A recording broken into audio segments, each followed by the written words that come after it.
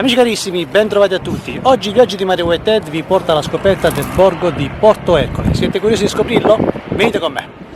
Ragazzi, partiamo da questa magnifica vista che si vede qui da Porto, dalla parte bassa, per poi inoltrarci verso la parte alta dove c'è il borgo di Porto Ercole. Andiamo. Amici, adesso stiamo percorrendo la strada che porta verso la parte alta del borgo di Porto Ercole e poi una volta giunti alla parte alta vi mostrerò oltre a borgo anche tutta la prospettiva panoramica del mare.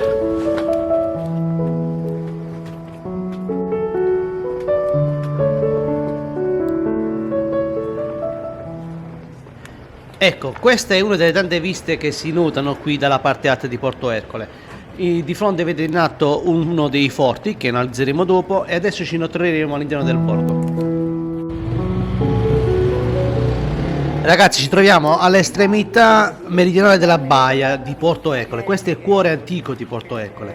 Qui si accede tramite questa porta che si chiama Porta Pisana in via Ricasoli e da qui si diramano un intreccio di vicoli e cinta muraria che abbracciano l'intero abitato fino a ricongiungersi alla rocca. Questo particolare sotto la porta è un simbolo della presenza del Caravaggio qui a Porto Ercole, che adesso analizzeremo insieme alla mia amica Anna. Amici, ciao!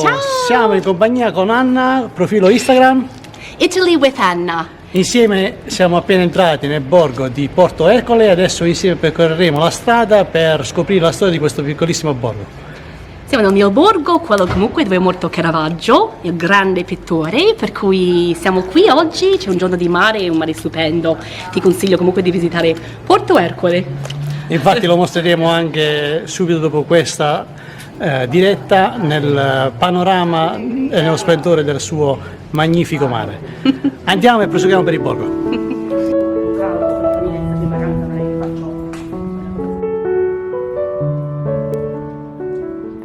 Qui ci troviamo in piazza Santa Barbara, però prima di farvi virare il punto panoramico anche su Porto da questa angolazione, vedete questo è il palazzo del governatore con la facciata in stile rinascimentale.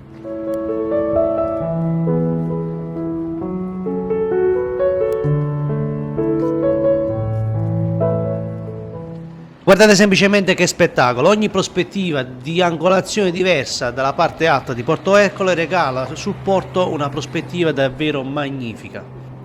Adesso, mentre passeggiamo e saliamo all'interno del borgo per vedere altri particolari, diamo un cenno un attimo della storia di Porto Ercole, tra cui su tutti si eleva la figura del genio assoluto del Caravaggio, che era un uomo inquieto, inquietante, ricercato e vessato dal potere, che concluse la sua vita qui in giovane età per una malattia, però secondo recenti studi si narra anche che fu assassinato attraverso il tacito assenso della curia romana dai cavalieri di Malta. Ecco, questo è il percorso del Caravaggio, adesso ci inoltriamo insieme per visitarlo.